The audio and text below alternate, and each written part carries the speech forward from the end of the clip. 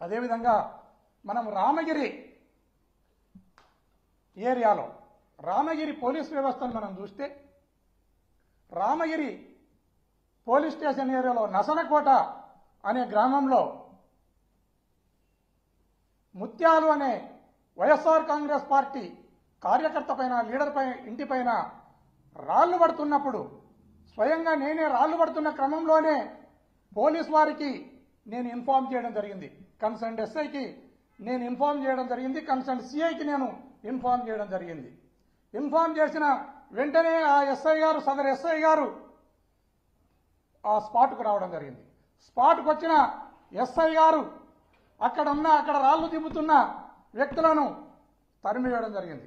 ఆ తర్వాత కేసు కట్టవలసి వస్తుంది అన్న భావనతో ఏదైతే దుండగులు రాళ్లు జిమ్మినారో ఆ రాళ్లను స్వయంగా ఎస్ఐ గారు తన జీపులో వేసుకుని పోవడం అనేది చాలా పోలీస్ వ్యవస్థకే సిగ్గుచేటుగా నేను భావిస్తున్నాను. అదే కాకుండా ఇదే రామగిరి ఎస్ఐ గారు ఈ రామగిరి మండలాధ్యక్షుని ఎన్నిక విషయంలో ఒక ముగ్గురు వ్యక్తులు అక్కడ ఎలక్షన్ ప్రక్రియలో భాగంగా వెళ్తే ఆ ఎన్నికను విఘాతం కలిగించే విధంగా అక్కడ ఉన్న దుండగులు వీరిపైన ఈ ముగ్గురిపైన దాడి చేస్తే దాడి చేసిన వాళ్ళది కంప్లైంట్ తీసుకుని కేసు కట్టవలసిన సబ్ ఇన్స్పెక్టర్ ఈ దాడి చేసిన వ్యక్తులను వదిలేసి ఏదైతే బాధితులున్నారో బాధితుల కారులో కత్తులను కటార్లను రాళ్లను వేసి ఆ కత్తులను కటార్లను రాళ్లను రికవరీ చూయించి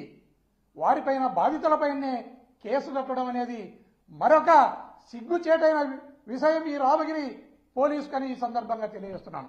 అదేవిధంగా ఏదైతే పాపిరెడ్డిపల్లె గ్రామం ఉందో మొన్న హత్య జరిగిన గ్రామం ఉందో ఆ గ్రామంలో లింగమయ్య ఇంటి మీదకి అదేవిధంగా జయచంద్రారెడ్డి అనే వ్యక్తి ఇంటి మీదకి 2 సార్లు దాడులు చేస్తే పోలీస్ వ్యవస్థ సరిగా రెస్పాండ్ కాకపోవడంతోనే పోలీసు ఏం చేయలేని వారిని జోకర్లాగా చూసి ఈ ముద్దాయిలు లింగమయ్యను నిర్దాక్షిణ్యంగా పొట్టన పెట్టుకోవడం జరిగింది. దీనికి పోలీస్ వ్యవస్థ సిగ్గుపడాలి, తల వంచుకోవాలి. రామగిరి ఎస్ఐ చేస్తున్న ఈ చేష్టలకు అతని నెత్తిన ఉన్న టోపీ పై మీద ఉన్న కాకి యూనిఫామ్ సిగ్గుపడతా ఉంది. అది నేనెందుకు వీని నెత్తి మీద ఉన్నాను టోపీగా, ఎందుకు వీని పై మీద యూనిఫామ్ గా ఉన్నానని ఆ యూనిఫామ్ ఆ టోపీ సిగ్గుపడతా ఉంది. అలాంటి ఎస్ఐ మళ్ళీ ఈరోజు బజారులోకి వచ్చి మాట్లాడడం అనేది కూడా చాలా హాస్యాస్పదంగా ఉంది. అలాగే ఈ రాష్ట్రంలో ప్రతిరోజు కూడా ఏదో ఒక ప్రాంతంలో రాజకీయ హత్యలు, రాజకీయ హత్యా ప్రయత్నాలు, అదేవిధంగా దౌర్జన్యాలు, దాడులు చేస్తూనే ఈ రాష్ట్ర ప్రభుత్వం ముందుకెళ్తా ఉంది.